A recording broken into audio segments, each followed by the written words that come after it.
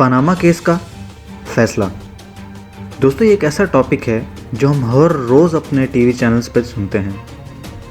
ہر ایک اینکر اس ٹاپک پہ بات کر رہا ہے کہ پاناما کا فیصلہ اس ہفتے آئے گا، پاناما کا فیصلہ اگلے ہفتے آئے گا۔ پورا پاکستان اب صرف اور صرف پاناما کیس کے فیصلے کا منتظر ہے۔ پاناما کیس میں جیسے ہم بات کر رہے ہیں پاناما پیپرز کا، پاناما کا کیس کا، پاناما میں پاناما لیکس جو ہے، پاناما کا کیس ہوا، پاناما کیس کے فیصلے، پاناما کا فیصلہ۔ کچھ ایسے سوالات ہیں دوستو جن کے جواب ابھی تک پاناما کیس میں نواز شریف کے وکیل نے یا نواز شریف کے کسی بھی وزیر نے نہیں دیے۔ آئیں وہ سوال جانتے ہیں۔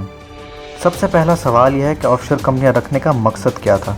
کیا یہ پیسہ لوٹ مار کا پیسہ ہے؟ کیا یہ پیسہ آپ کی کرپشن کا تھا یا آپ اپنے ٹیکس چھپانا چاہتے تھے؟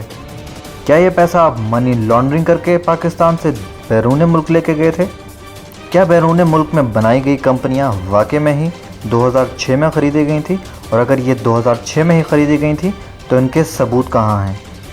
تیسرا سوال یہ ہے کہ اگر یہ کمپنیاں واقع میں ہی 2006 میں خریدی گئیں تو 2016 تک اسے خفیہ کیوں رکھا گیا؟ کیوں 10 سال تک ان باتوں کو خفیہ رکھا گیا؟ کیا یہ پاکستانی سیاسی لیڈر کو زیب دیتا ہے کہ وہ اپنی جائیداد کو اتنے سال تک خفیہ رکھے؟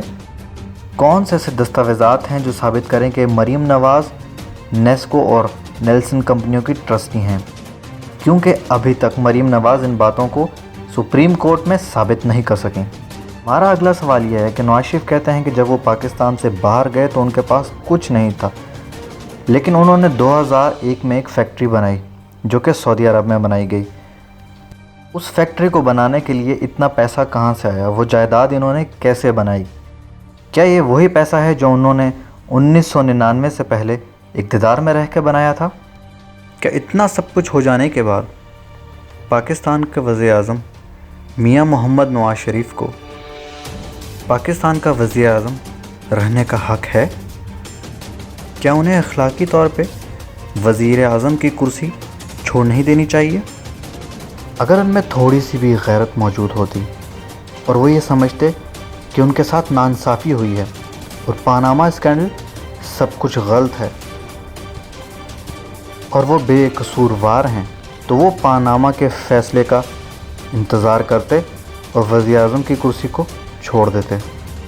دنیا میں جتنے بھی وزیر اعظم اور وزراء کا پاناما پیپر میں نام آیا تھا وہ سب اس اسکینڈل کے بعد اپنی کرسیوں کو چھوڑ کے جا چکے ہیں، کیونکہ ان سب میں غیرت موجود تھی اور وہ اخلاقی طور پہ اپنے آپ کو اس کرسی کا حقدار نہیں سمجھتے تھے۔